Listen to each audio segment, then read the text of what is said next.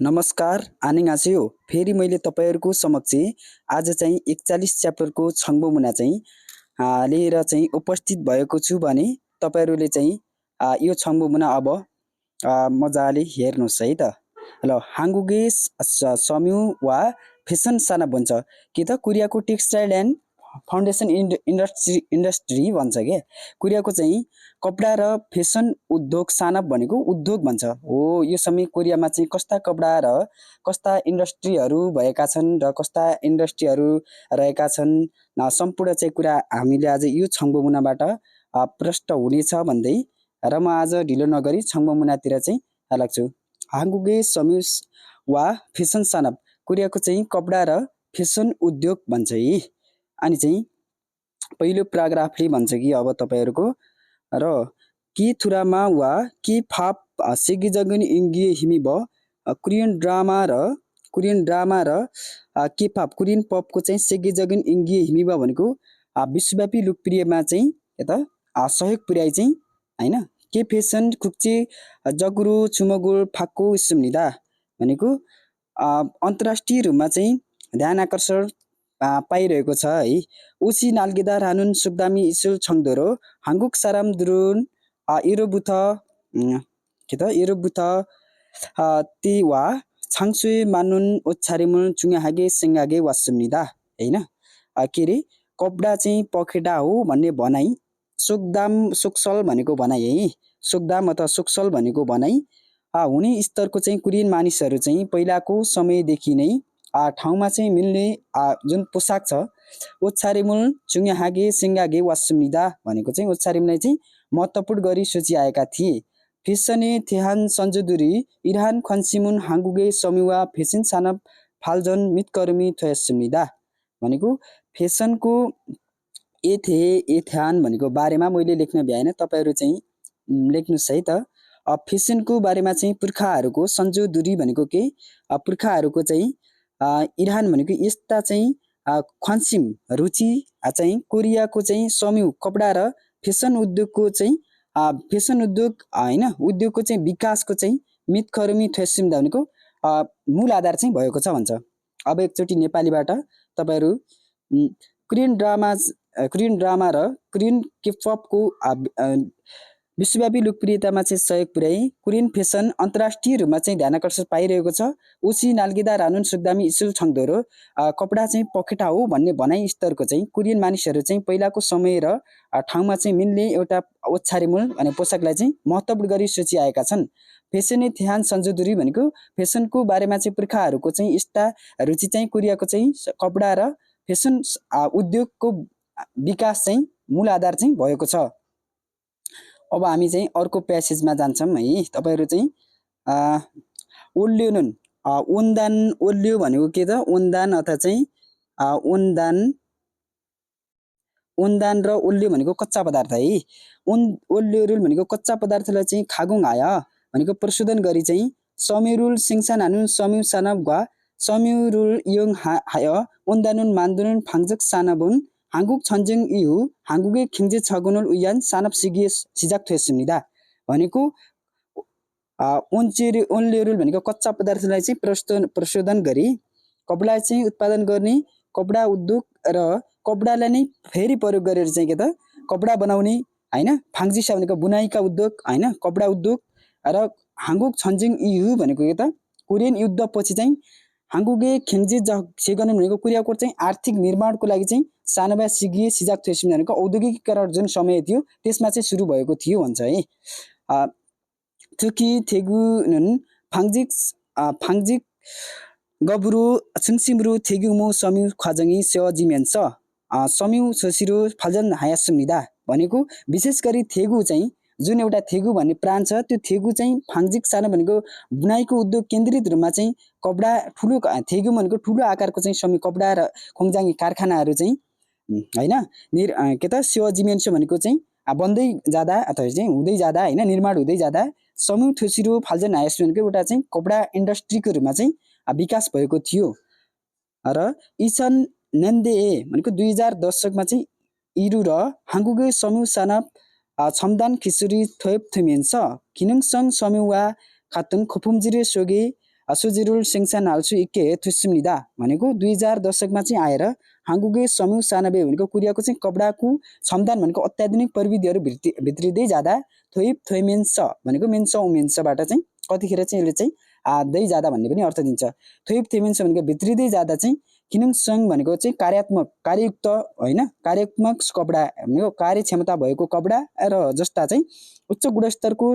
सोजे भनेको सामग्री छोजेरु भनेको सामग्री है, ओल्ल्यो भनेको सामग्री होइन कच्चा पदार्थ भन्छ, ओल्ल्यो भनेको कच्चा पदार्थ, सोजे भनेको सामग्रीलाई चाहिँ सेङ्सान हाल्सु इक्के थोइस भनेको उत्पादन गर्न सक्ने भयो।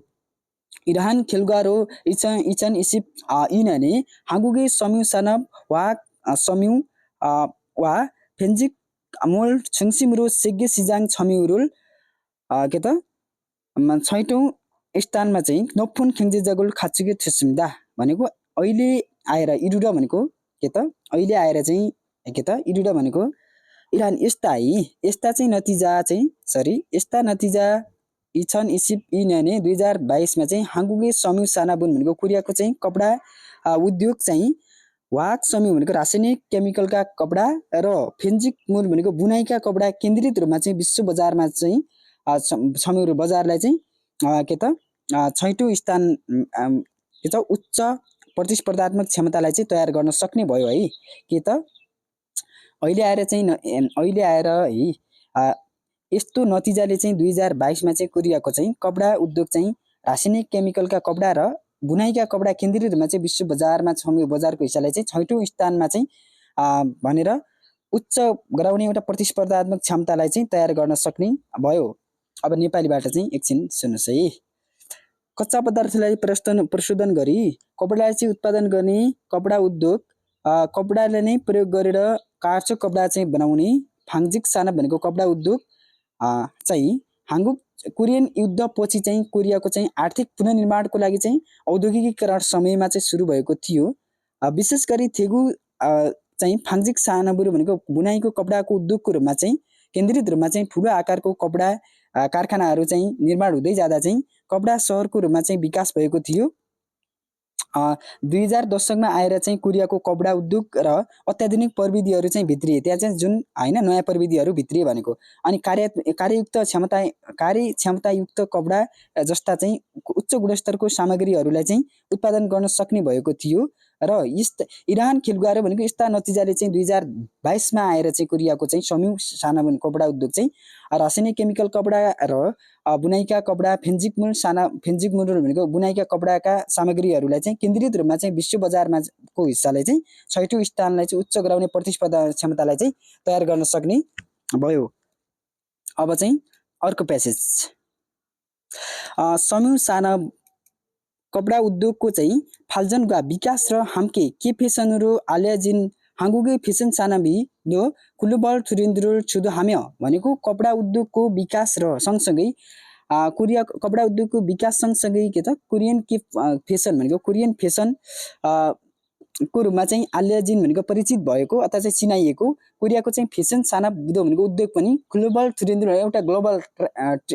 थुरेन्दु भनेको ट्रेन्डलाई चाहिँ नेतृत्व गर्दै छाङ्गे जगिगु एक्सिन जगिन थिजाइन रो छुमगुल फाक्को सिम्दा रचनात्मक र एक्सिन जगिन भनेको के त नयाँ प्रविधिमूलक है, एक्सिन जगिन भनेको त नयाँ अत्याधुनिक प्रविधिमूलक डिजाइनको रूपमा चाहिँ ध्यान आकर्षण पाइरहेको छ।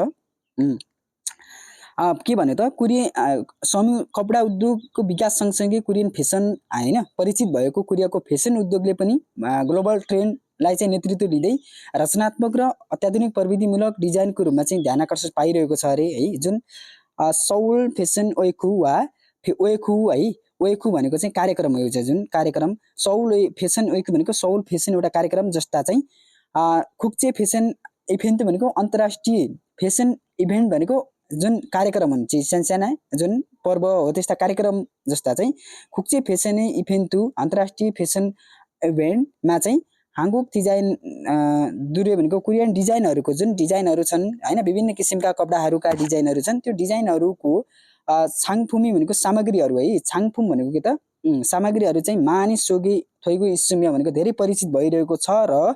के थुरामा भनेको कोरियन ड्रामाको चाहिँ प्रभावको कारणले चाहिँ उरुपुन्मान आनिरा बिएसटी प्लस उइरु पुनमान होइन बिएसटी प्लस लपुलमान आनिरा मात्र नभएर